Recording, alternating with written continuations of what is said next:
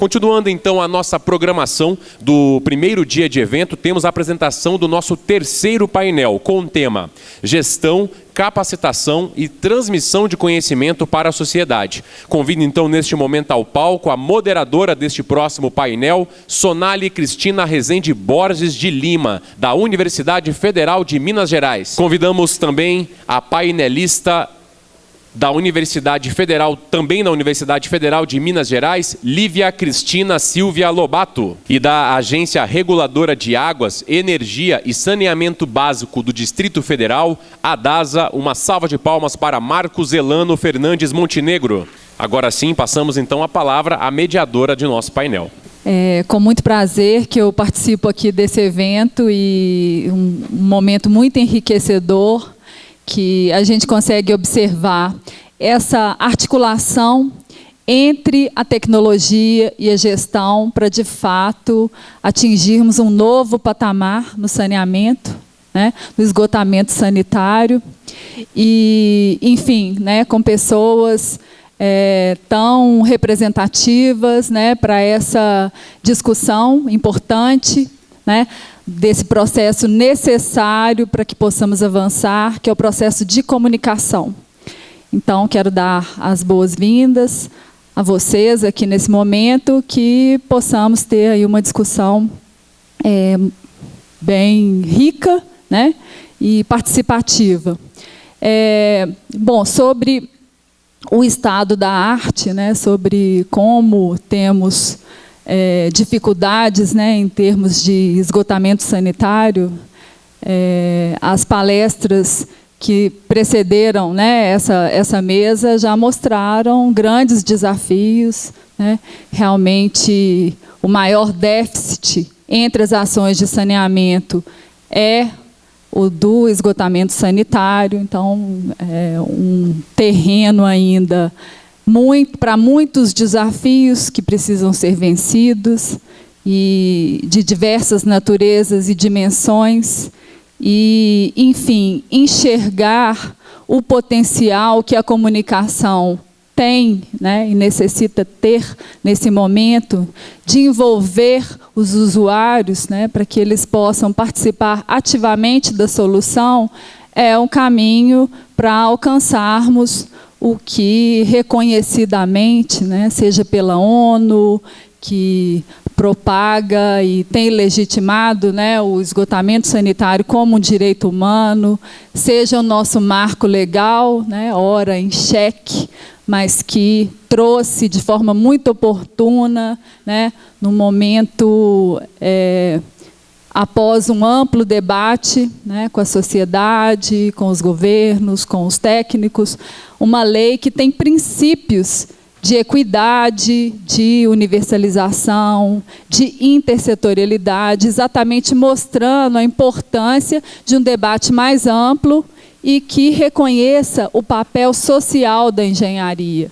Então, estarmos debatendo isso aqui hoje, né, entre técnicos, acadêmicos, é muito importante, porque a gente precisa, de fato, mudar a lógica da engenharia, do ensino, né, trazendo para dentro das escolas a importância de se mostrar soluções são aquelas que se tornam ao longo do tempo sustentáveis, ou seja, que são perenes. Então, todos os engenheiros responsáveis e éticos, o que eles desejam é isso, propor projetos que sejam apropriados e que de fato se constituam como soluções sustentáveis, né? E para isso não basta pensar meramente na técnica ou na tecnologia, tem que pensar na gestão com destaque para a educação e para a participação social, porque, como já foi muito bem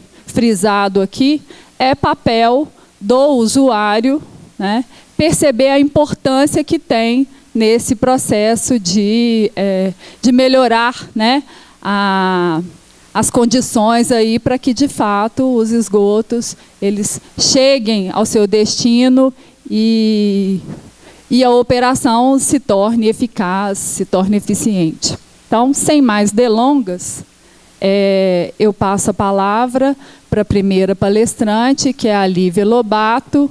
Ela é engenheira civil, doutora pelo Programa de Pós-Graduação em Saneamento, Meio Ambiente e Recursos Hídricos da UFMG, e tem se destacado muito nessa discussão da transmissão do conhecimento no grupo que tem discutido isso no INCT. Então, Lívia, você tem 25 minutos para a sua exposição.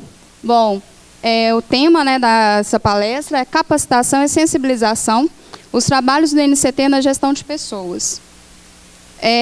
A palestra vai ser dividida em 3 partes. Uma breve contextualização da situação do esgotamento sanitário no Brasil, principalmente em relação às ETs sustentáveis. Uma forma de abordagem pedagógica para a capacitação, uma experiência de sucesso, já de 2006 a 2009, e as contribuições do INCT ETs sustentáveis. Bom, como a Sonali comentou, ainda existe um enorme déficit histórico na infraestrutura sanitária do país, principalmente em relação à cobertura por coleta, transporte e tratamento de esgoto. Essas fotos ilustram situações em várias localidades, em diferentes regiões do país. Bom, de acordo com o Atlas de Esgoto da Agência Nacional das Águas, a cada 100 habitantes, 55 habitantes apenas têm sistema de esgotamento sanitário adequado. Ou seja, desses 55 habitantes, 43 habitantes teriam, então, atendimento por coleta e tratamento de esgoto, 12% utilizam de soluções individuais e 18 habitantes não têm, embora o seu esgoto seja coletado, não é tratado, o que configura-se como um atendimento precário. E 27 habitantes não têm nenhum tipo não é atendido por sistema de esgotamento sanitário. Não tem coleta nem tratamento e nem utilizam de soluções individuais. Esse mapa já foi apresentado na palestra do Carlos, vou passar rapidamente, mas a ideia é mostrar que parcela em cada região, a gente ainda está muito longe, mesmo no sul e sudeste. A gente tem condições melhores, algo em torno de 60%, mas ainda muito longe de se alcançar a universalização desses serviços. Bom, além desse déficit sanitário, as ETs, grande parte das ETs em operação no Brasil, apresentam problemas de concepção, projeto, construção e operação. Vou mostrar alguns exemplos. Projeto do sistema de coleta, interceptação e bombeamento, muitas vezes independente do projeto de tratamento. Tratamento inadequado, comentado pelo Pegorini, no painel da parte da manhã. E tratamentos inadequados, tratamento preliminar inadequado, permitindo aí uma grande entrada de resíduos sólidos nas unidades subsequentes, prejudicando o tratamento de esgoto das ETs.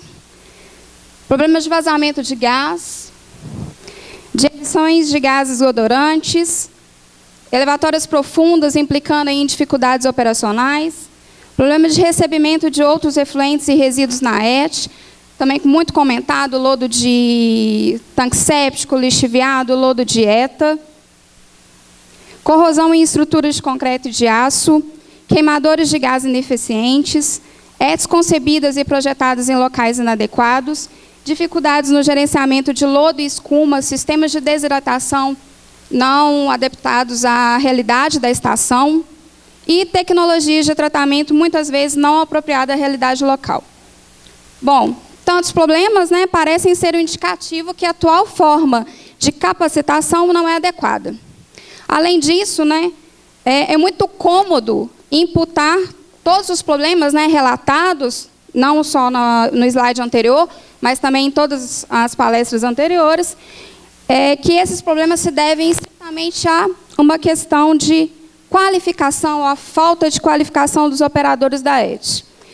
Na verdade, precisamos, né, de programas de capacitação de pessoal para atuar no setor em todos os níveis. Precisamos de gestores melhor qualificados, projetistas atualizados e melhor qualificados, construtores e fiscais de obra melhor qualificados. Muitas vezes, esses construtores e fiscais são muito bons, né, são expertise em obra civil, mas não conhecem o processo de tratamento e, muitas vezes, detalhes, né, do sistema de tratamento passam despercebidos, prejudicando, então, o funcionamento das estações de tratamento de esgoto. Por exemplo, uma calha coletora de efluente desnivelada, de coleta de remoção de escuma, e também operadores melhor qualificados. Muitas vezes, esses operadores recebem a ET, mas sem nenhum tipo de qualificação, ou então também não tem nem os meios, todas as condições adequadas para operar essas estações.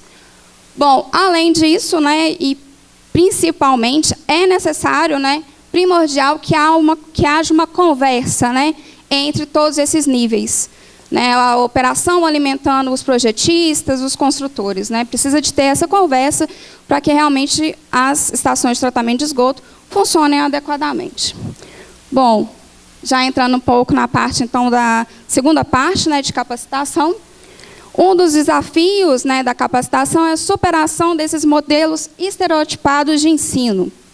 Né, os mundos do trabalho e dos usuários são bem diversos, sendo necessário aí, né, considerar, né, abrangem esses mundos do trabalho e dos usuários, abrangem grandes organizações, os pequenos departamentos das pequenas prefeituras, serviços públicos e terceirizados, estatutários e seletistas, o manual intelectual, as regiões dinâmicas e pouco desenvolvidas, o centro e a periferia, o urbano e o rural.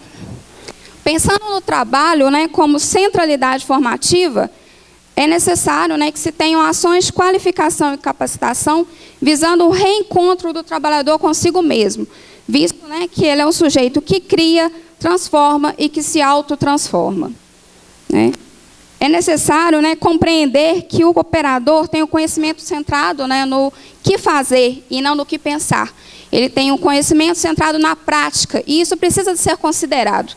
Caso contrário, ele apenas é uma folha em branco, né, que você deposita um conhecimento. Ele vai escutar, mas não vai agir, né, da forma adequada. Aliás, né, acabei adiantando um pouco, noção muito centralizadora do saber e do conhecimento, e até mesmo autoritária, aquela que entende como mão única o processo de capacitação. Pensando que o instrutor, né, o professor, é que detém todo o saber, todo o conhecimento, e simplesmente vai depositar no operador. Né? Pensando, né, nesse contexto, para se conseguir uma pedagogia dialógica, é estritamente necessário levar em consideração esse saber prático, para que seja possível, então, uma reconstrução do saber.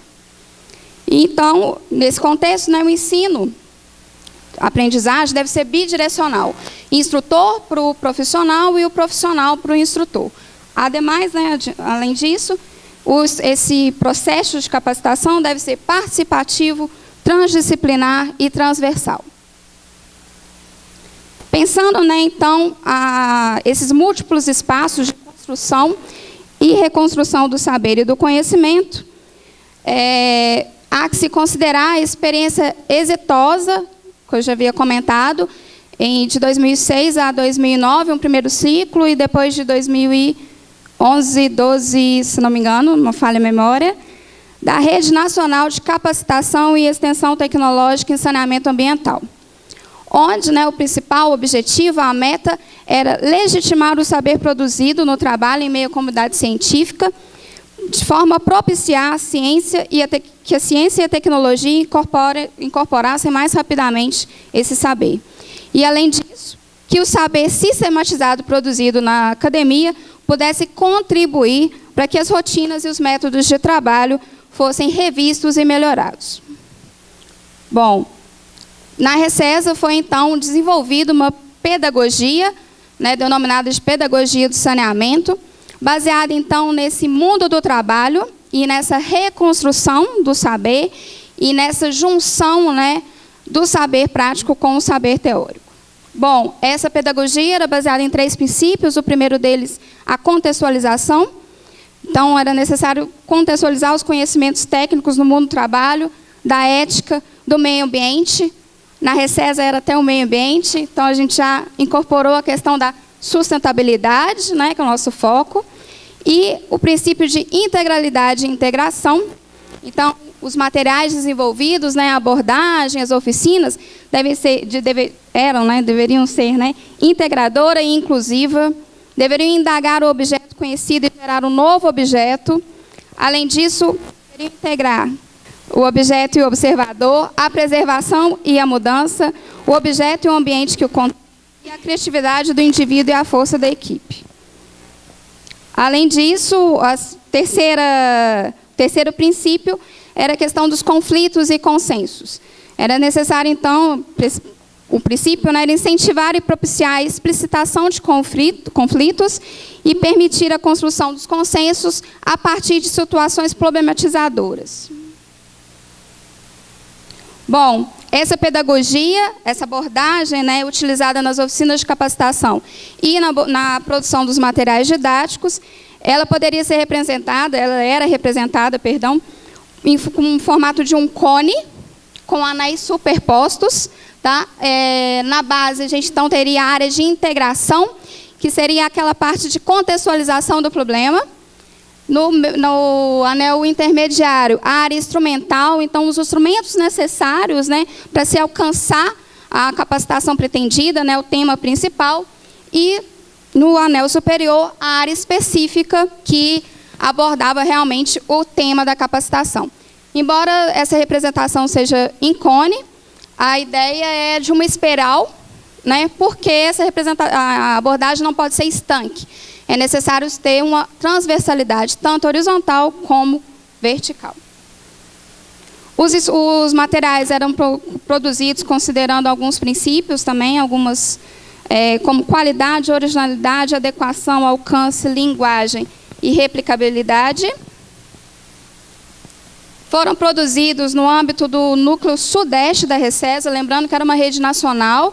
Então, foram produzidos materiais também em outras regiões, com exceção do norte. Então, no núcleo sudeste, foram produzidos 26 guias de capacitação para diferentes níveis operacionais, desde o fundamental até o superior. 60 foram ministradas, foram oferecidas 68 oficinas, com a capacitação de 1.200 profissionais, totalizando 1.680 horas de capacitação. Algumas fotos mostrando visitas técnicas, dinâmicas realizadas. Já mais voltada, então, para o esgoto, que foi o nosso ponto de partida para o NCT, foram produzidos 10 guias de capacitação, oferecidas 19 oficinas, 300 profissionais foram capacitados, 400 horas, mais algumas fotos mostrando operadores explicando um determinado sistema de tratamento, dinâmicas em grupo. E qual é a contribuição do NCT em relação à capacitação e também à sensibilização do usuário? Bom, tomando como ponto de partida, então, essa experiência exitosa. Perdão, a gente falou do Sudeste, mas por ter trabalhado no NUCASE à época, então por isso que eu comentei praticamente só do NUCASE. Pegando então essa experiência, um dos pilares do NCT, como comentado pelo professor Carlos, é a gestão, capacitação e transmissão do conhecimento. Então, a partir disso, nós estamos então desenvolvendo ações para capacitação em todos os níveis, desde dos profissionais envolvidos com a concepção, projeto, construção e gestão, mas também ações para sensibilização do usuário. Como comentado em diversos outros momentos, nas outras palestras, eles são um ponto importantíssimo em todo esse processo, fundamental. Bom, algumas fotos de algumas ações já foram realizadas. Como um primeiro produto, e já foram desenvolvidas algumas ações, oficinas de capacitação para profissional do setor. Nós já produzimos algumas no âmbito do NCT, uma na Copasa e uma aqui uma na Sanepar. Algumas fotos de visitas técnicas, apresentações dos profissionais. Essas oficinas foram para projetistas, mas também tinham operadores, era para a avaliação de projetos de reatores anaeróbios. E, tomando como princípio a pedagogia da RECES, elas rompiam o padrão tradicional, curso passava a ser oficina, professor passa a ser instrutor, livro passa a ser guia, e há sempre essa junção do saber teórico e prático e uma construção conjunta do conhecimento. Para tentar aumentar, né, o alcance dessas oficinas de capacitação, há uma necessidade, né, de formar novos instrutores. E um outro produto é a coletânea de notas técnicas, que já foi mencionado em outros momentos, né, intitulada Contribuição para o Aprimoramento de Projeto, Construção e Operação de Reatores UASBs, aplicados ao tratamento de esgoto sanitário. Nessas notas técnicas, nós já utilizamos muito das experiências e dos relatos das oficinas de capacitação que foram realizadas, né? A primeira delas, de tratamento preliminar, bombeamento e distribuição de vazão. A segunda, gerenciamento de lodo e escuma. Terceira, quarta, na verdade, corrosão e emissões odorantes. A quinta, de biogás e emissões de metano. E a última, de qualidade do efluente. Como já tinha sido comentado no painel anterior, é uma edição especial da revista DAE, né, e o lançamento posteriormente a esse painel. Além disso, né, outros produtos são seminários e fóruns técnicos, como este, né, como essa iniciativa, de temas mais gerais, né, de todos os temas, né, das ETs sustentáveis, mas também seminários mais focados. Por exemplo, o seminário que aconteceu em maio, na UFMG, sobre o uso de lodo de esgoto em solo, né, que foi um seminário para subsidiar a revisão da resolução. Além disso, essas notas técnicas produzidas também vão ser explicadas, né, apresentadas em fóruns técnicos. Guias e notas técnicas também, dependendo do tema e do público que se quer alcançar, relacionados a todas as pesquisas, né, que estão sendo desenvolvidas no âmbito do NCT, no esgoto bruto, fase gasosa, fase líquida e fase sólida. E aqui algumas fotos de alguns problemas que foram relatados inúmeras vezes em várias palestras, né? Presença de detrito, de água de chuva, de gordura, de detergente, lodo de tanque séptico, lixiviado, fármacos, acho que foi todos. E pedi licença, peguei algumas fotos da apresentação até do Pegorini também, para a gente mostrar que é um problema realmente recorrente. E, com isso, o NCT também está propondo, né, já começou a desenvolver notas técnicas, ainda um título provisório, uma coletânea também, o esgoto que chega em nossas ETs, características, problemas associados e perspectivas para o seu tratamento sustentável, onde serão abordados, né, temas como papel higiênico, lenços umedecidos, ligações clandestinas de água de chuva, detergentes e produtos de higiene pessoal, óleo de cozinha, lodo de tanque séptico, fármacos, lodo químico dieta, lixiviado de aterro sanitário. Nós sabemos que tem já existem livros, né, em alguns desses temas. A ideia, então, é consolidar numa linguagem mais fácil, numa abordagem mais fácil, dependendo do público que se quer alcançar. Mais fácil não, perdão. Uma abordagem mais adequada, dependendo do público que se quer alcançar. E o usuário, né, do serviço de esgotamento sanitário, que foi tão falado. Né, como que o NCT pretende contribuir, né? Foi falado inúmeras vezes, ele é parte integrante, né, e fundamental de todo o processo, ele tem que ser considerado em todas as etapas. O Charles, por exemplo, comentou da questão do odor, né, a questão do uso de lodo, do biogás, e principalmente a geração do esgoto, né, o esgoto que chegam nas ETs. Inúmeros dos problemas relatados são devido ao uso indevido das instalações sanitárias. Muitas coisas que são lançadas inadequadamente nas instalações sanitárias. Pia, vaso sanitário e vários outros. Bom, então esse conhecimento todo técnico, das notas técnicas e guias, Vai ser transformado, né, em uma linguagem mais fácil de vídeos, cartilhas, visitas técnicas, dinâmica e sketch teatral. Aqui algumas dinâmicas que já foram realizadas sobre a má utilização inadequada, sobre a utilização inadequada das instalações sanitárias, que pode ser transformada, alterada de acordo com o público que se quer alcançar. Sketch teatral, uma abordagem diferente, ela já foi apresentada no Seminário de Lodo. A apresentação e realização de visitas técnicas para diferentes públicos, escolas, em eventos, empresas. Produção de material com diferentes abordagens. Aqui eu vou apresentar alguns produtos, né, algumas coisas já produzidas nas companhias, cartilhas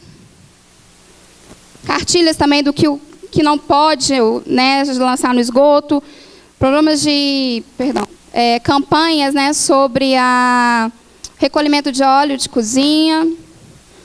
Isso aqui foi uma ação de Alagoas, essas fotos, foi uma ação em um shopping, além de ter uma maquete que mostrava tubulações, com o que não deveria ser encontrado nessas tubulações, existia um jogo de boliche, que também é uma outra forma de abordagem. O Eco Expresso da Sanepar, né, que tem maquetes mostrando e roda a cidade toda. E aqui, na verdade, a ideia é que existem muitos materiais, né, já produzidos, e a ideia, então, é que a gente consiga, né, em contato, né, junto com as companhias de saneamento, com os sistemas de serviço autônomo também, de água e esgoto, aproveitar essas experiências e produzir novos materiais ou adaptá-los para que tenha um alcance maior. Um alcance só no estado, no município, mas um alcance nacional. Bom, e aqui o nosso site, né, etsustentáveis.org, onde a gente costuma atualizar todas as ações, né, que já estão sendo tomadas.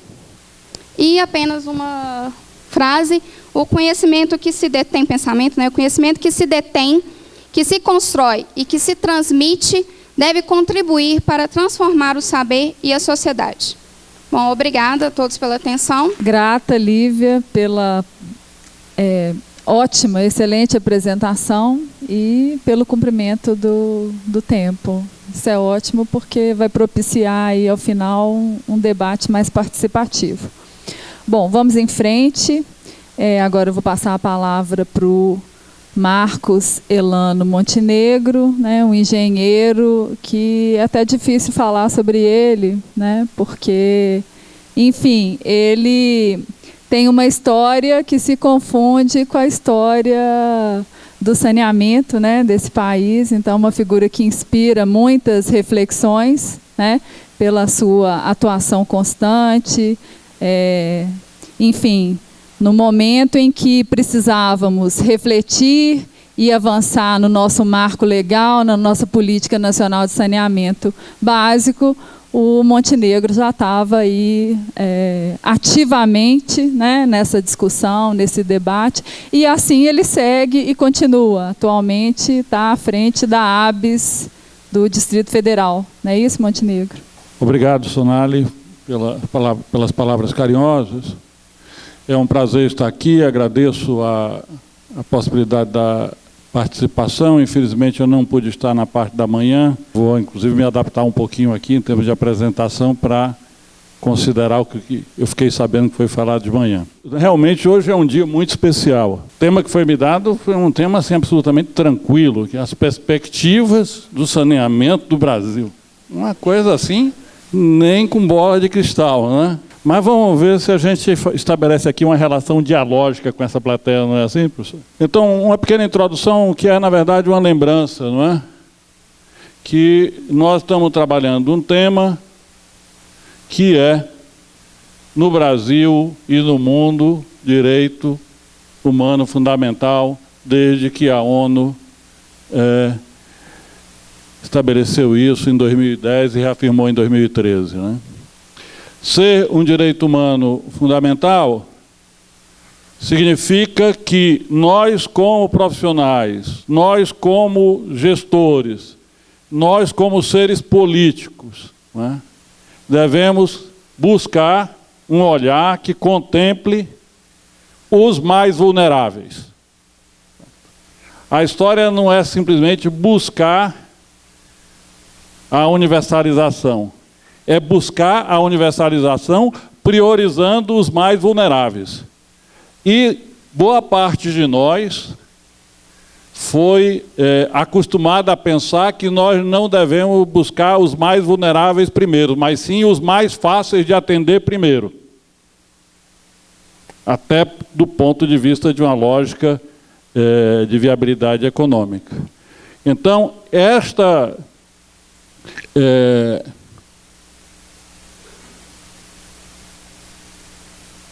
digamos, esse conceito, essa opção de tratar, pelas razões que nós todos conhecemos, do ponto de vista da saúde, do ponto de vista da qualidade de vida, do ponto de vista do meio ambiente, água e saneamento como direito humano, né, nos coloca na perspectiva de realmente buscar enfoques que ampliem, de fato, para todos, e em especial para os mais vulneráveis, o atendimento. Né. Os princípios que estão envolvidos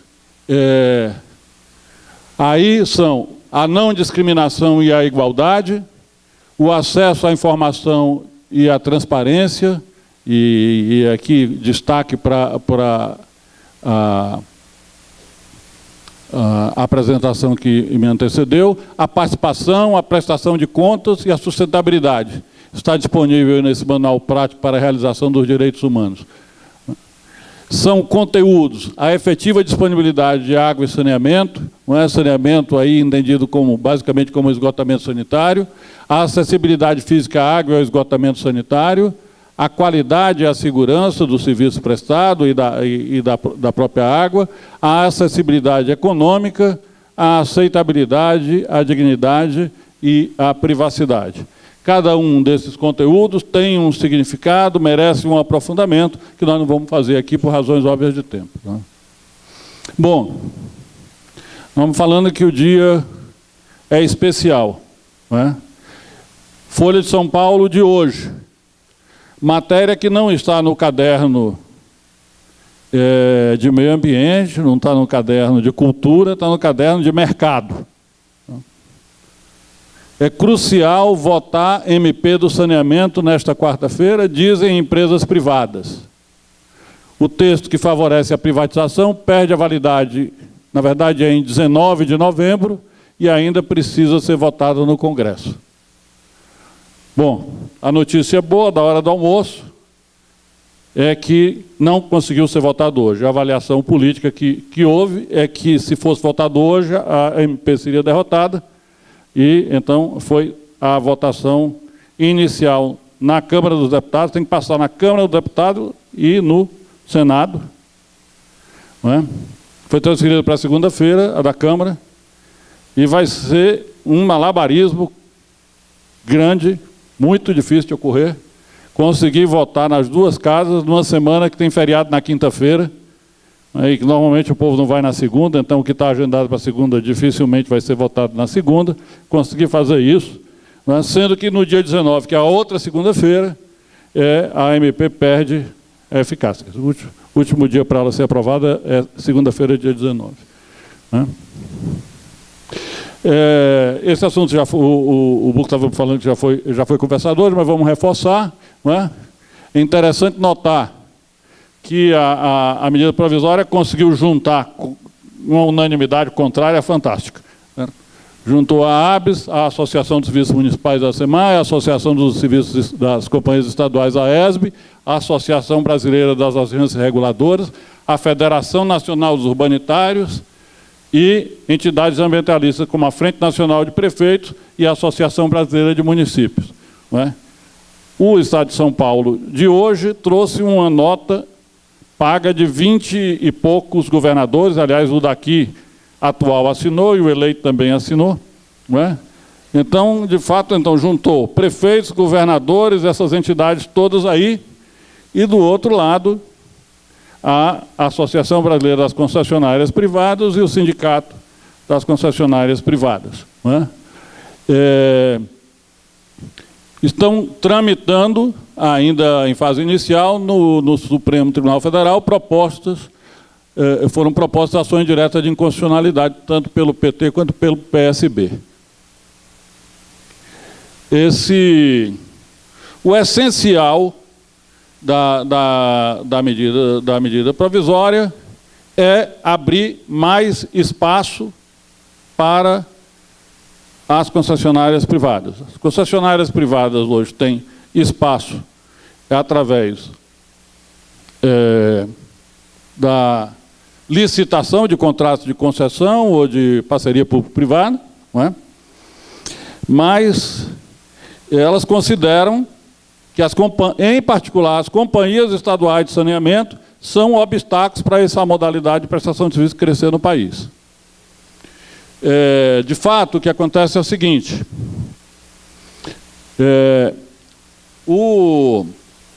a prestação do serviço pode ser feita de 3 maneiras. Uma primeira maneira, o poder público titular do serviço, no caso o município, organiza um serviço municipal. Pode ser uma empresa, como, por exemplo, a Companhia de Saneamento de Campinas, Sanasa, pode ser um SAAI municipal.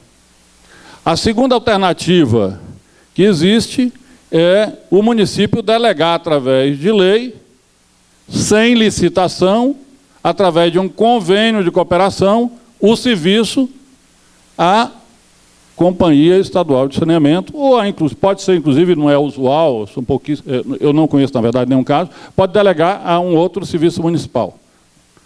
Isso dentro de uma previsão que está na Constituição de cooperação interfederativa.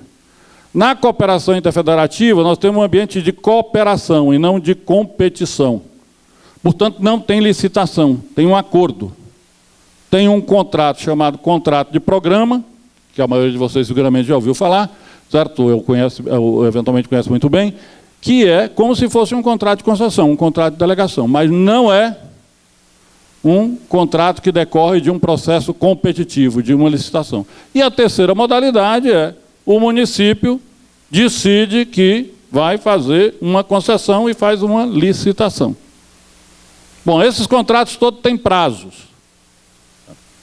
O prazo terminado de um contrato de programa coloca para o município as 3 alternativas novamente.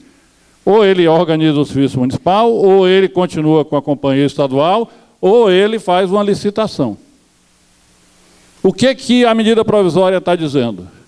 Que daqui para frente, quando acaba um contrato de programa, o município tem que necessariamente perguntar ao mercado se existe alguma empresa interessada em prestar o serviço.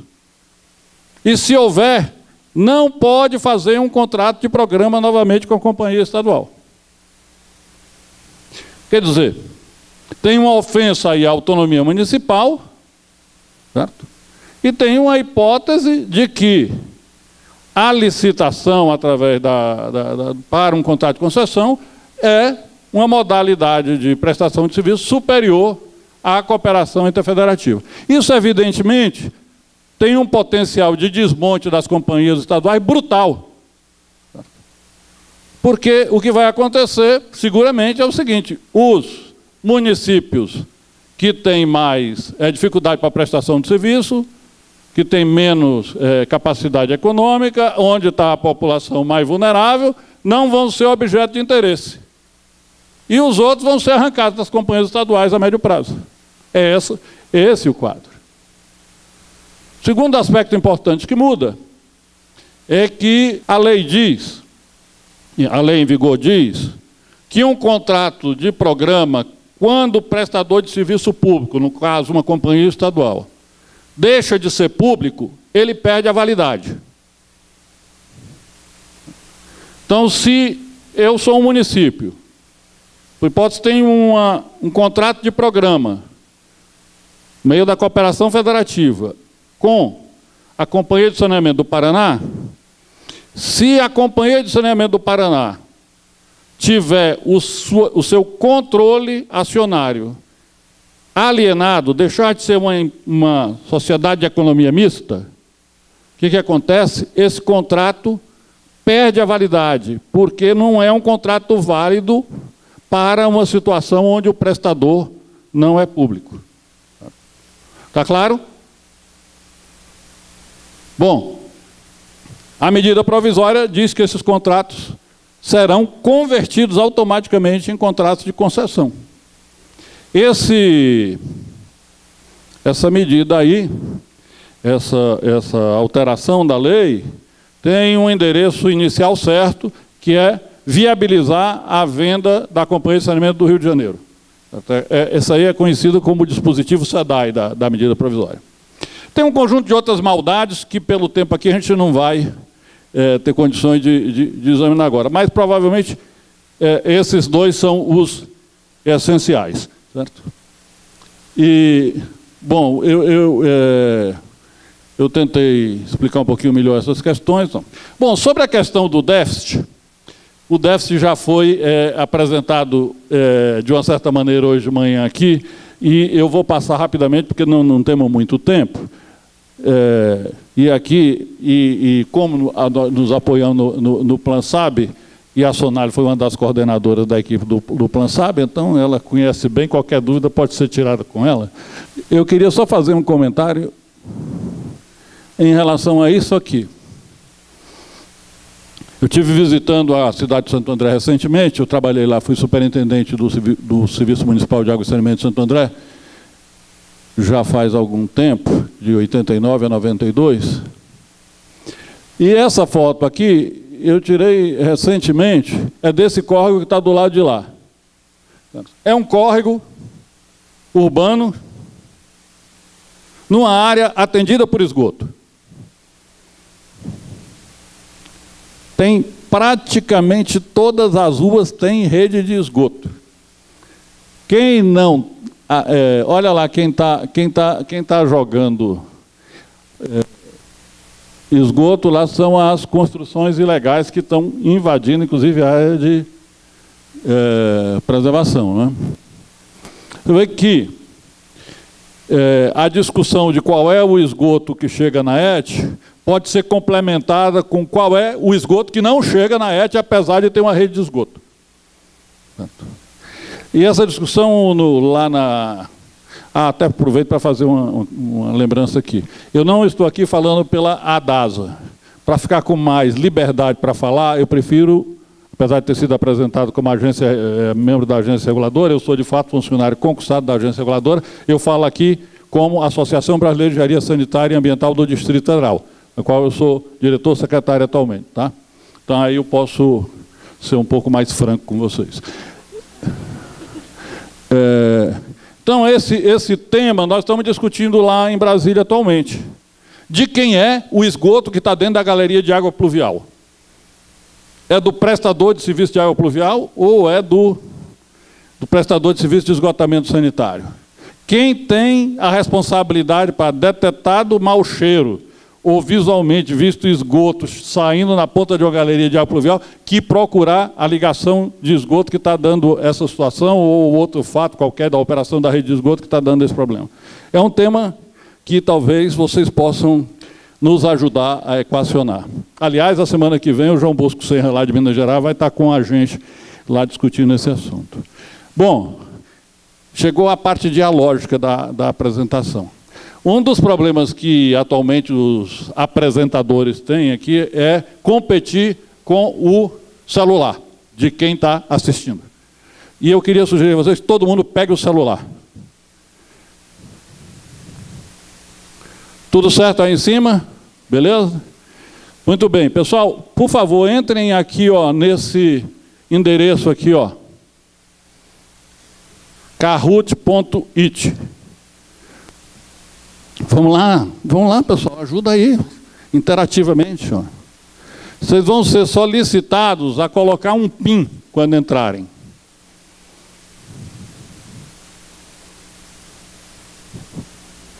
O PIN é esse que está aí, ó. Alguém já chegou no PIN? Interativo.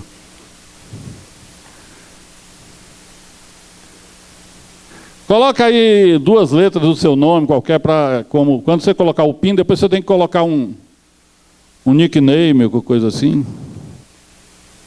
Você pode... Opa, a turma está entrando. Já temos 6.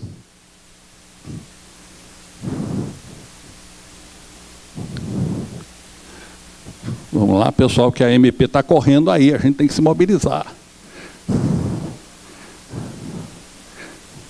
Oba!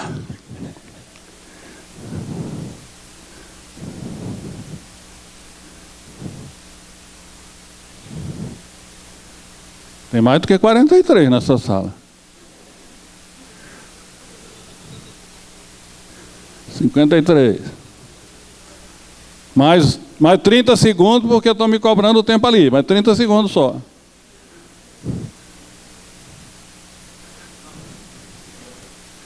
Bom, enquanto vocês estão entrando, nós vamos fazer aqui 2 perguntas. Atenção, cada pergunta tem 30 segundos para responder. E vocês têm 4 alternativas de resposta. É múltipla escolha, tranquilo, não é dissertativo não. Alright? Podemos começar? Alguém quer tempo ainda? Tem gente saindo agora, pô?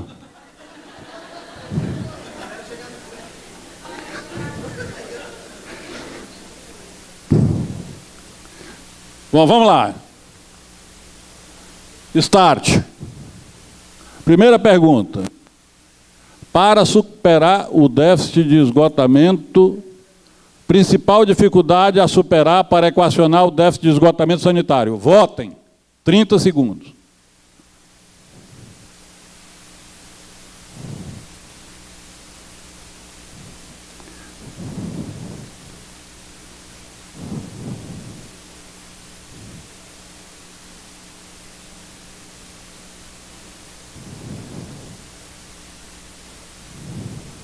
Faltam 6 segundos.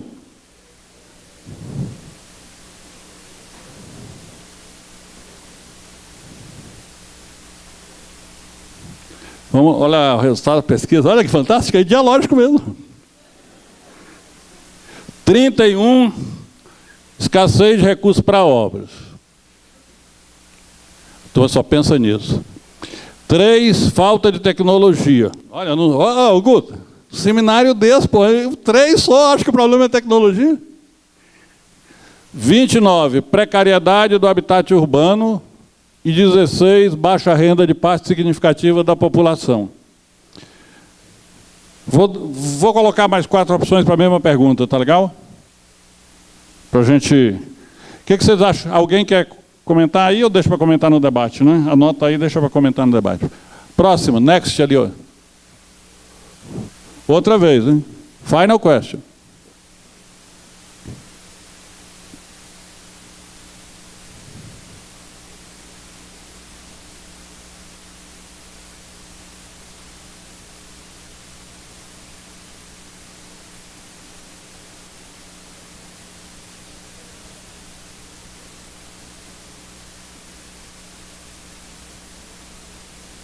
Oito segundos.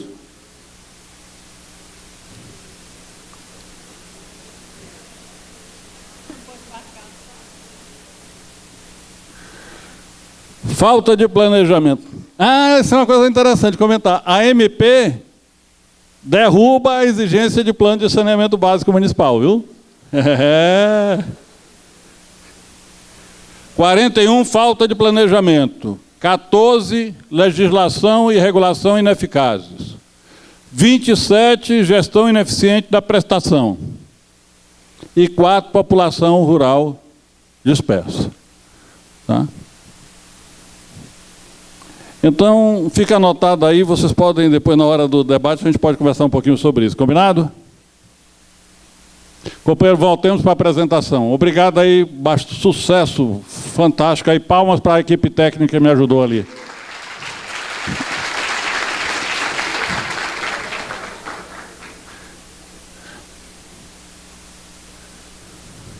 Bom, eu queria, essa parte final, chamar atenção para isso. O déficit está sendo usado como argumento para a privatização.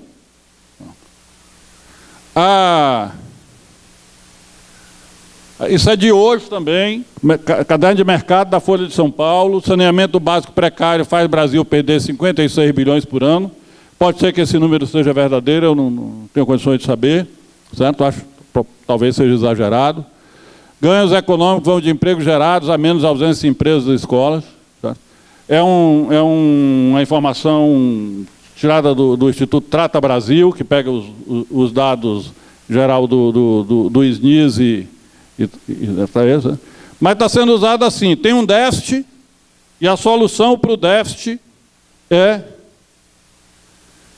a privatização. Pode passar. Ou pode passar, sou eu, né? Passa.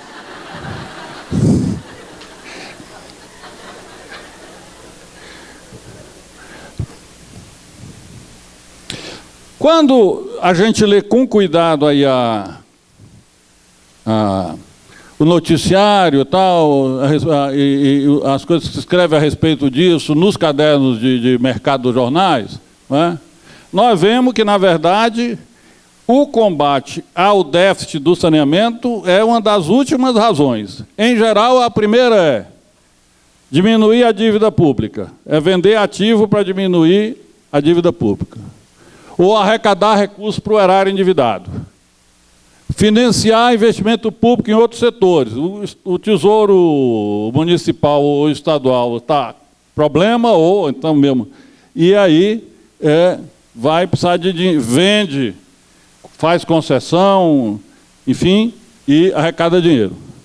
Contornar restrições ao endividamento público. Às vezes a chantagem do governo da União para poder dar aval para o endividamento do Estado ou do município. Arrecadar recursos para investir nos próprios serviços. Pode ser, é raro. Vender uma parte das ações de uma companhia para arrecadar recursos para aplicar na própria companhia. Infelizmente é raro. Abrir espaço para novos negócios, dinamizar a economia. Vamos abrir espaço. Esse é o principal argumento da turma lá. Né? Bom, às vezes também é financiar campanhas, enriquecimento privado e tal, também faz parte do menu. Certo? Isso não aparece no jornal normalmente. Ou pelo menos só na parte policial, não na parte de mercado. Os modelos convencionais de privatização, certo, vão das mais suaves, como a terceirização, depois vem a concessão, a PPP com as duas modalidades, administrativa ou patrocinada, vai dar para a gente conversar sobre qual é a diferença, a subconcessão, e a abertura do capital de empresa de economia mista, que, em geral, é considerada uma modalidade suave de privatização que contribui para aumentar a eficiência. Certo? Eu queria terminar mostrando para vocês alguns comentários de um trabalho publicado esse ano, num caderno Saneamento como Política Pública, um olhar a partir dos desafios do SUS, organizado pelo professor Léo Heller e publicado pela Fiocruz. Dois professores de economia, o Fernando Sartre e a Fernanda Ultremare, estudaram padrão de investimento e a estratégia financeira das grandes empresas regionais do setor de água e esgoto no Brasil. São empresas que tiveram abertura de capital. E o que aconteceu com o padrão de investimento? Então, vamos lá. São, acho que, umas 10 conclusões. Bom, é um grupo selecionado de empresas regionais, Sabesp, Copasa, Sanepar e Casan, e que mostra que os insuficientes investimentos não podem ser atribuídos à rentabilidade da atividade. No período considerado, a rentabilidade dessas empresas foi muito superior ao da amostra das grandes empresas de capital aberto dos demais setores não financeiros da economia, em que pese os impactos da crise hídrica de 2013 e 2014. Três slides, tá? Nas empresas selecionadas, a maior rentabilidade relativa foi acompanhada de uma elevada participação dos recursos próprios no financiamento do investimento. Duas observações. Então, Essas empresas de saneamento, na média, são um bom negócio, comparando com outros setores da economia. Segundo, as tarifas estão altas o suficiente para não precisar pedir dinheiro emprestado para pagar a prazo, mas sim usar as tarifas como investimento, com recurso próprio ao financiamento. Tá? Essa é a conclusão deles. As empresas selecionadas apresentaram uma capacidade de agregação de valor em relação ao valor da produção muito superior ao da média de grandes empresas dos demais setores não financeiros. A comparação internacional também apontou que a capacidade de agregação de valor no Brasil é superior à da média de 43 países desenvolvidos e em desenvolvimento no setor de água e esgoto. Isso é, capacidade de agregação de valor é quase sinônimo de lucro. Tá? Tem uma pequena tecnicalidade aí, mas é quase.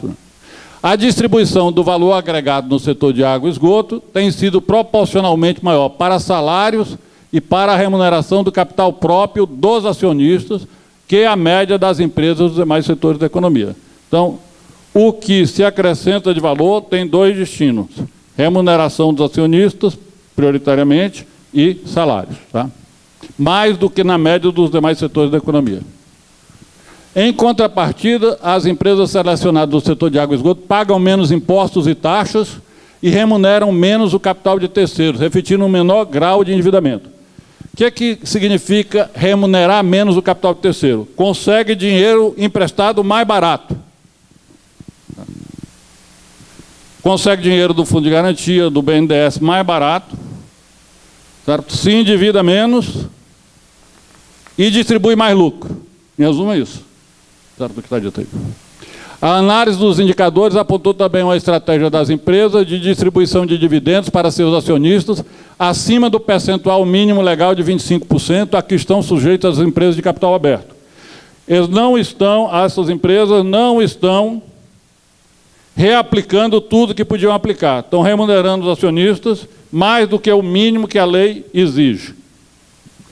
Essa política de distribuição de dividendos foi bem recebida pelo mercado financeiro, que valorizou o preço das ações dessas empresas muito acima do índice Bovespa. Pode passar? Acho que essa é a última. Sou eu que passo. Não... Assim, os acionistas foram beneficiados tanto pelos maiores dividendos quanto pelo maior valor das ações. Importante destacar que o maior acionista dessas empresas são os próprios governos estaduais. No caso da Sabesp, 50,3%, da Sanepar, 89,4%, a abertura de capital da Sanepar foi pequena, e a Copasa, 51,5%. As análises anteriores permitem concluir que as empresas selecionadas optaram por uma estratégia conservadora de manter reduzido seu nível de endividamento e de financiar os investimentos preponderantemente com recursos próprios, ou seja, com tarifas. Isso foi possível pela elevada rentabilidade das empresas do setor, quando comparadas à rentabilidade das grandes empresas de outros setores da economia. E é aí que o capital privado quer entrar, evidentemente. Bom, o principal daquelas conclusões está dito, depois pode ser examinado melhor, e sugiro que o trabalho seja estudado direitinho. Então, gente, perspectivas para o saneamento brasileiro. Nós estamos face a essa, no meu entendimento, face a essa colocação aí, essa contradição. Certo? Serviço público essencial sustentável versus negócio. E quando eu entendo o sustentável, eu entendo como nós não devemos tolerar ineficiências, nós não devemos tolerar falta de transparência, certo? Enfim, nós precisamos buscar um saneamento que nós que trabalhamos no setor tenhamos o orgulho de participar dele. Era isso aí. Muito obrigado. Grata, Montenegro. De fato, está aí um exemplo ótimo, né, de um processo comunicativo efetivo. Né? Então, muito oportuno. Essas informações muito relevantes, né, todas devidamente referenciadas, né? Diga-se de passagem, as fontes todas aparecem, né? Então, num momento em que estamos aqui buscando nos comunicar, né, com os usuários, com a sociedade, encontrar o caminho, né, para fazermos isso de forma mais eficiente, mais efetiva, nós temos que fazer isso, né, da maneira correta. Então, é isso, né, nos certificando de que as informações elas têm fontes, elas têm referências, né? E vamos ao debate. Quem quer fazer a primeira pergunta? Kátia Gutierrez. Eu gostaria de fazer 2 questionamentos. Seu nome, por favor. Desculpe. Ivaí, Companhia Águas de Joinville. Doutor Marcos, primeiro questionamento. Eu atuei durante alguns anos no Poder Público Municipal de Santa Catarina, fiscalizando, entre aspas, a concessionária estadual. Posteriormente, participei de uma agência reguladora municipal fiscalizando uma concessão privada. Depois trabalhei numa empresa privada de água e esgoto e agora estou numa empresa pública de saneamento. E aí a gente começa a cruzar um pouco das informações, né? Quando a gente olha como fiscal para um contrato de uma concessão pública, quando a gente olha um contrato de uma licitação que levou uma concessão para a iniciativa privada. E aí eu fico também com a seguinte dúvida. Desde os tempos da Iplanasa, quando se imaginava, digamos, aqueles benefícios para as empresas públicas, e vendo o estágio que a gente chegou hoje, eu lhe perguntaria o seguinte, de uma maneira bem geral a nível de Brasil.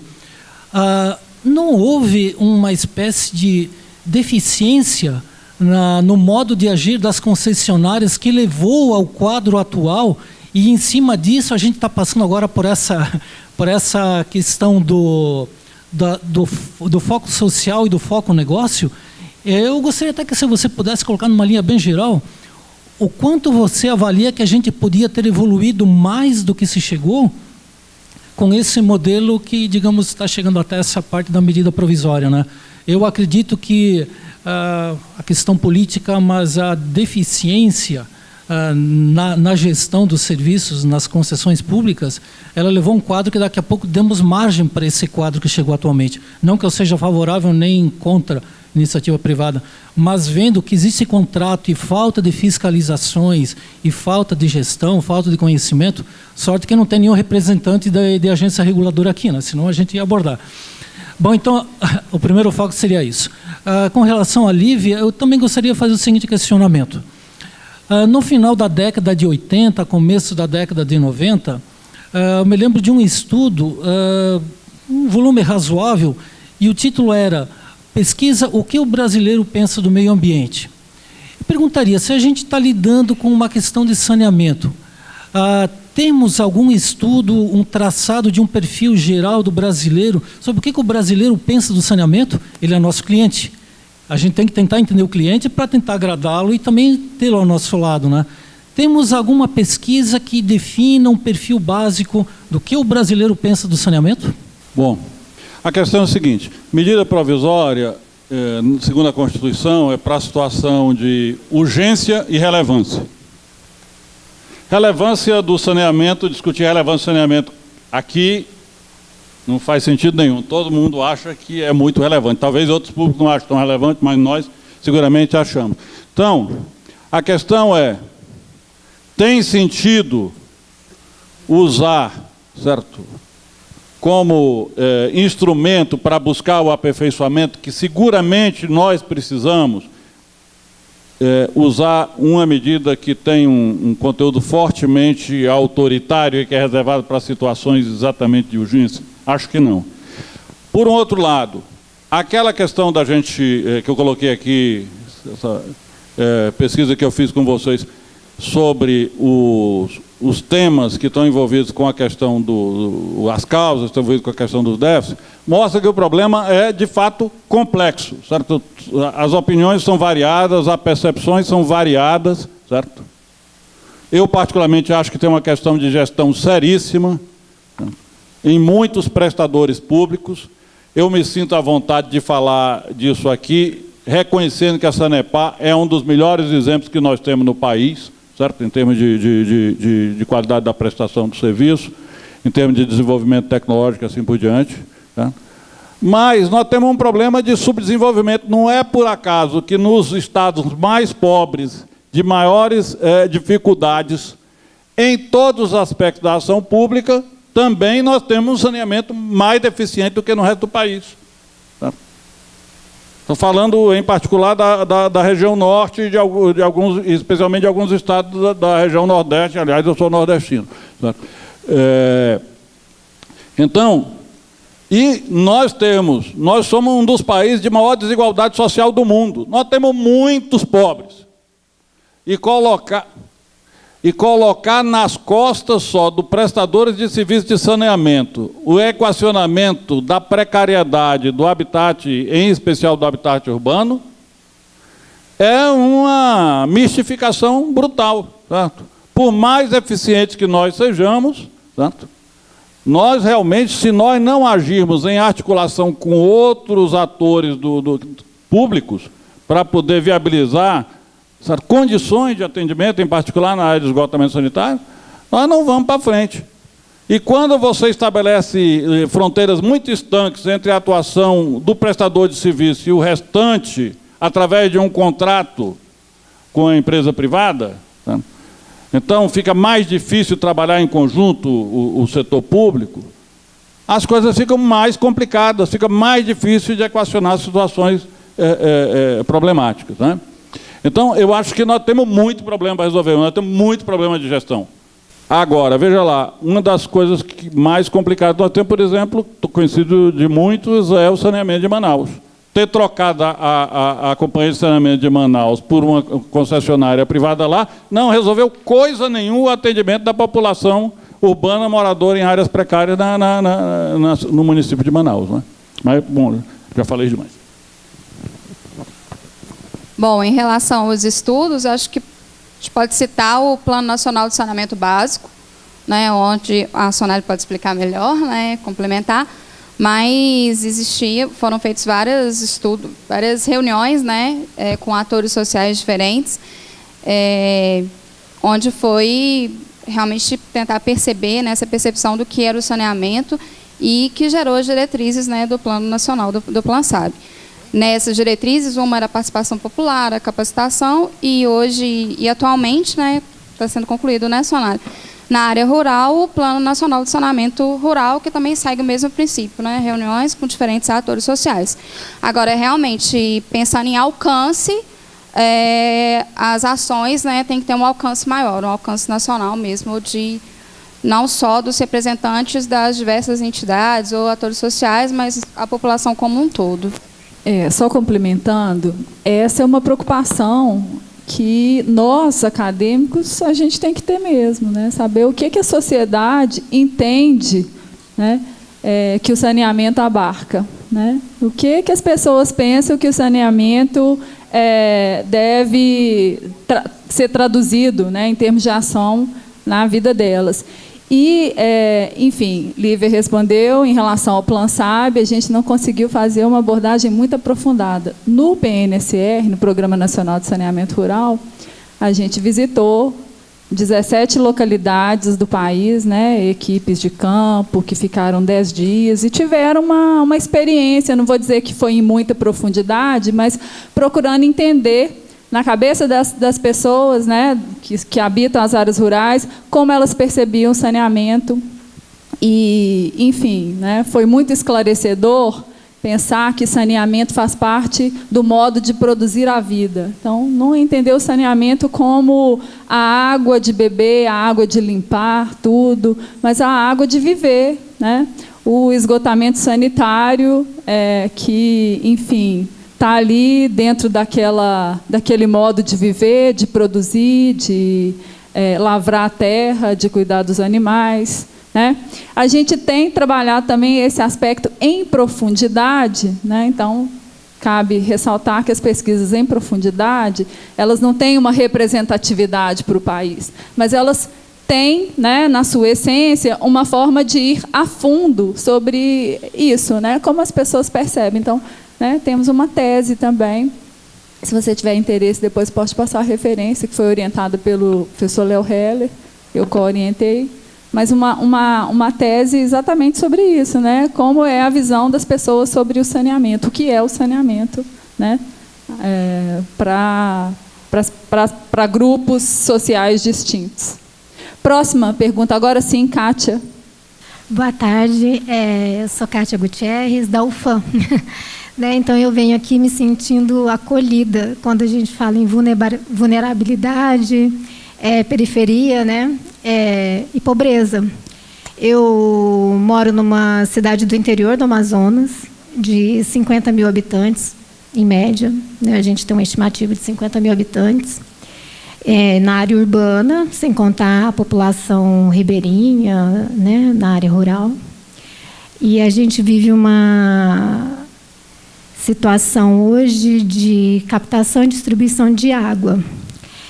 Vou fazer aqui pedir a licença, né, a vocês aí para fazer uma dialógica aqui, mas pensando na abundância amazônica, vocês acham qual é a nossa fonte de captação de abastecimento de água no Amazonas? Vocês votariam numa captação superficial, uma captação de água de chuva ou uma captação de água subterrânea?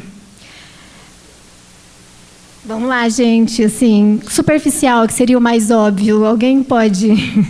Vocês levantem a mão aí, quem pensa em captação superficial. Nós estamos pensando em Amazonas, né? Talvez fosse o mais lógico, mas a maioria absoluta dos municípios do Amazonas, não são muitos, são um pouco mais de 40 municípios naquela extensão territorial toda, faz uso de captação subterrânea para abastecimento público. Não se faz uma captação superficial, muito menos o tratamento. Kátia, então tudo bem. Eu moro numa cidade, como eu disse, de 50 mil habitantes.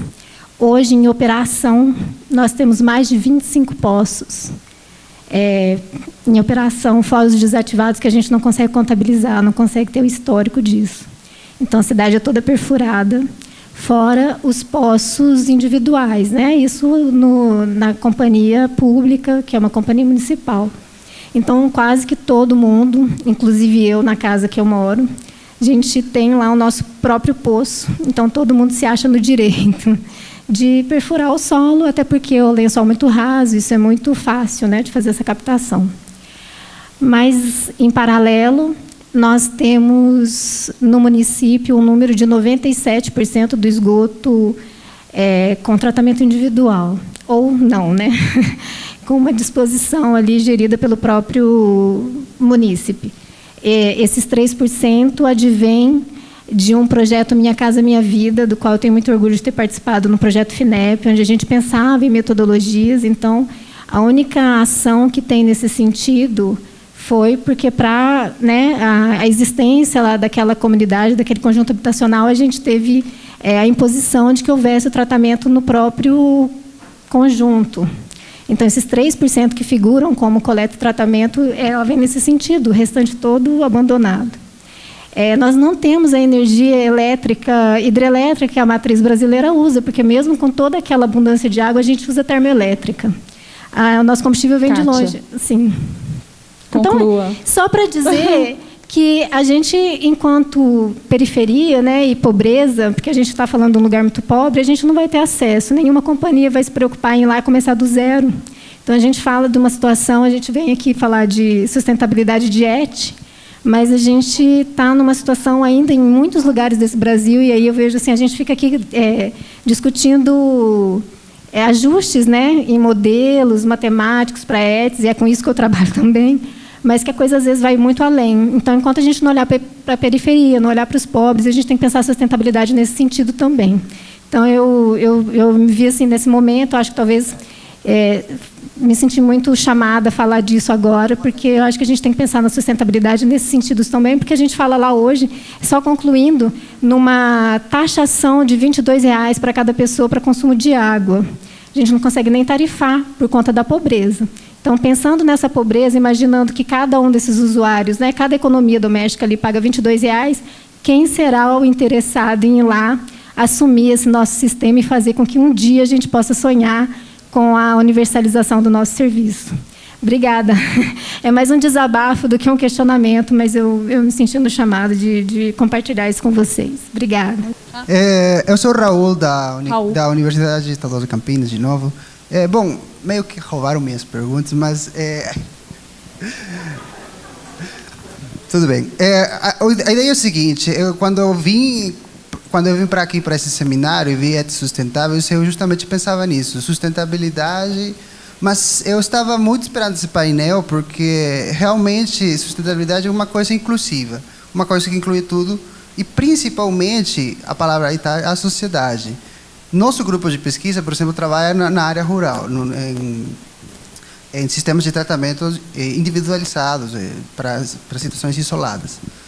É muito importante, e com o que a gente aprendeu, é primeiro entender o que o morador precisa, o que ele pensa, o que ele tem na cabeça sobre o conceito de saneamento básico, para ele poder criar afeto pelo saneamento básico.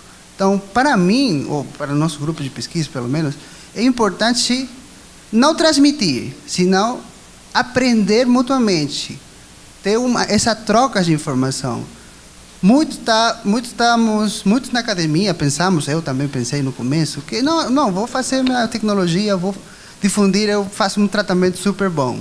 De que serve sua tecnologia super bom se ninguém quer sua tecnologia? Entendeu? Então, eu acho que esse ponto aqui, nesse painel, é o mais importante e a pedra angular para começar a pensar em várias outras coisas, reaproveitar sustentável e tudo mais. Realmente, o setor humano, sociedade, pensamento, político, etc. Sem isso não começa o saneamento básico. Não temos saneamento sem isso. Então, bom, a minha pergunta era mais ou menos o que os outros painéis já falaram, mas era isso, Nico. Tecnologia social dentro da estação de tratamento de esgoto é possível? Obrigada. Responder, Lívia? Bom, concordo que não basta transmitir, né? Na verdade, a gente, não sei se passou essa sensação de apenas produzir na academia e transmitir, mas não é a intenção, né, do grupo do Pilar, né, do Instituto. A intenção, sim, é construir, e a gente parte do princípio, tanto na produção dos materiais, como na realização das oficinas, ou dos seminários, fóruns, sempre escutar. Nós primeiro escutamos, né, qual que é a percepção do usuário ou do profissional, para aí sim ir construindo, né, o conhecimento com ele. Realmente uma tecnologia que é, né, adequada para uma localidade, não vai ser adequada para uma segunda localidade, né? Então, tem que se respeitar as particularidades mesmo, a especificidade de cada local. Acho que era isso. Mais alguma coisa? Quer complementar? Então, gente, acho que queria contemplar um pouco as duas colocações, dizendo o seguinte. Bom, eu sou engenheiro, comecei minha vida profissional no Instituto de Pesquisas Tecnológicas. Tecnologia é uma paixão platônica minha, eu acabei andando muito mais pela gestão, depois de alguns anos de formado, não é? Mas o que eu vi aqui hoje à tarde é uma coisa que me dá tesão, para falar dialogicamente. No seguinte sentido, se você não busca eficiência, você não faz o máximo para atender bem a todos, inclusive os mais pobres. Quer dizer, se é possível, como foi mostrado aqui hoje à tarde, certo? Fazer estações de tratamento de esgoto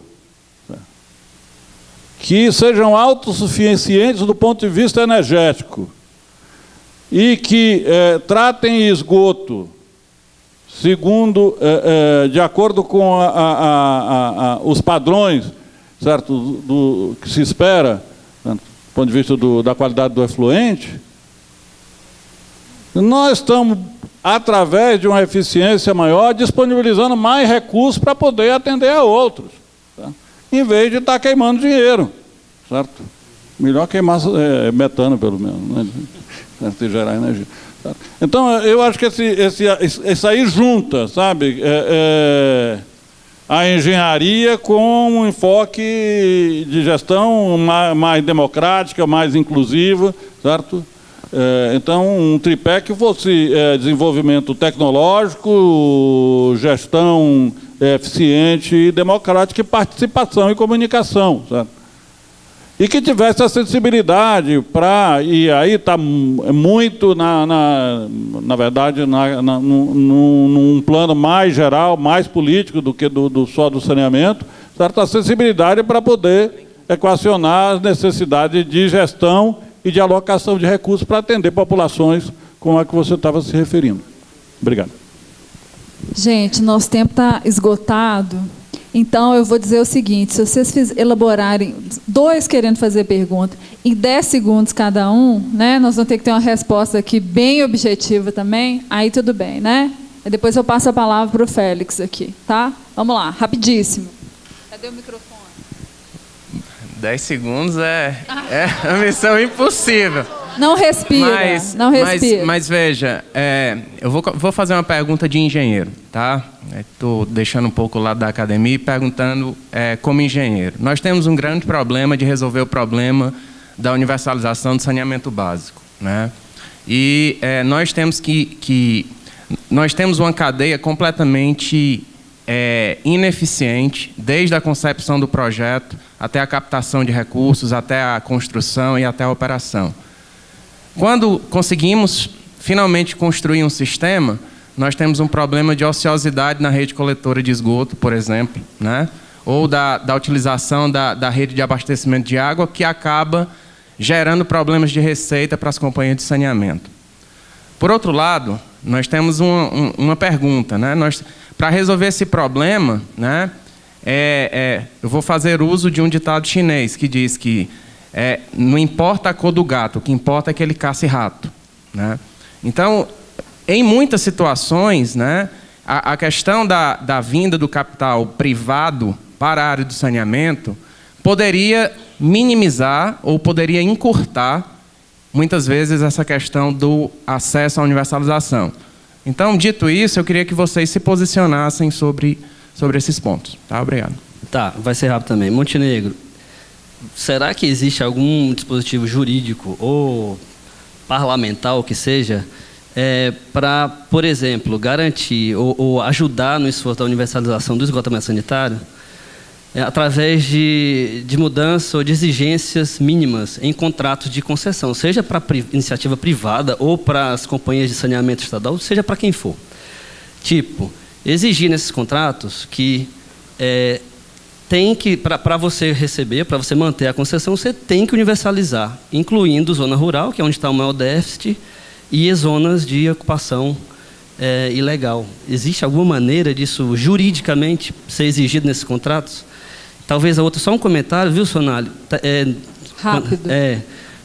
Duas perguntas com relação à percepção do usuário. Uma das informações importantes lá do Programa Nacional de Saneamento Rural foi aquela questão das pessoas não estarem ligando a falta de saneamento às más condições de saúde delas mesmas. Isso é muito importante. Isso não deveria existir, né? As pessoas, isso tem que estar bem claro na cabeça das pessoas, que uma coisa é consequência da outra. E talvez você pode comentar se conseguir. A minha percepção, começando da segunda pergunta, é de que o problema começa a ser equacionado no plano. Eu participei uma vez de uma conferência de saneamento de Natal, aonde tinha o palestrista que me antecedeu, tentou convencer os delegados que o plano de saneamento devia ser factível. E em seguida eu falei para dizer que se fosse factível ia deixar um monte de gente de fora e que eles tinham que desejar o plano que fosse necessário e fosse brigar para que esse plano desse certo. Então, a primeira questão que está colocada é essa, quer dizer, se você começa numa conversa de quem que pode ser atendido, quem não pode, certo? E quem decide quem não pode ou quem vai ficar para daqui a 20 anos é quem já tem, certo? A melhor maneira de começar uma conversa desse tipo de fato é assim, dizendo, olha, gente, eu moro numa casa que tem abastecimento de água 24 horas por dia, tem esgotamento sanitário, tem esgoto tratado, não chove dentro da minha casa, não alaga a minha casa, meu lixo é coletado 3 vezes por semana e 2 vezes a coleta seletiva passa. Eu começo dizendo assim, e digo logo em seguida, sou suspeito. Então, nós temos um problema de construção democrática, eu acho, envolvido nisso aí, para poder chegar a contratos que sejam efetivos. Agora, a primeira maneira de desmoralizar isso aí tudo é dizer o seguinte: não precisa de contrato, não. Um estudo de viabilidade econômica, como está na medida provisória, é suficiente. Tá? Eu não acredito... mas aí tem uma questão de uma percepção mais geral. Eu não acredito... Eu trabalhei durante muito tempo, durante 4 anos no Ministério da Cidade, com seleção de financiamento de investimento. O recurso do Fundo de Garantia e do BNDES. Em todas as vezes onde eu fiz a seleção, junto com a equipe, nós alocamos recursos destinados a prestadores privados para o setor público, porque não tinham sido tomados, porque não aparecia candidato. Certo? Isso, para mim, é sinônimo de que a preocupação de gerar lucro está maior do que a preocupação de ampliar o atendimento. Mas, independente disso, eu posso dizer o seguinte: um prestador público ineficiente, com baixíssima sensibilidade, que deixa as coisas se acabar, certo? Que convive com perda de águas altíssimas, certo? Não ajuda em nada nós chegarmos lá. Eu acho que o problema não é privatizar, ser privado, não acho que vai resolver o problema mesmo desses problemas, né, da concepção, na operação e na construção. Eu acho que é muito mais um entendimento do processo, de vontade, né, de integração e, sim, de busca de capacitação. Eu acho que não, só por trocar para o privado não seria solução. Minha opinião, né? Não sei. Quer complementar? Não, eu acho que agora, de fato, gente, esse debate, ele é necessário, tá? Então, que ele prossiga, né? Nós estamos no momento em que a gente precisa dialogar, se comunicar de fato, né? Refletir sobre o que nós queremos, né, para o saneamento, enfim, sigamos aí com o diálogo. E aí eu vou agradecer mais uma vez a oportunidade, estou muito feliz de estar aqui, me despeço, né, já estou voltando para Belo Horizonte, e vou passar a palavra para o Félix,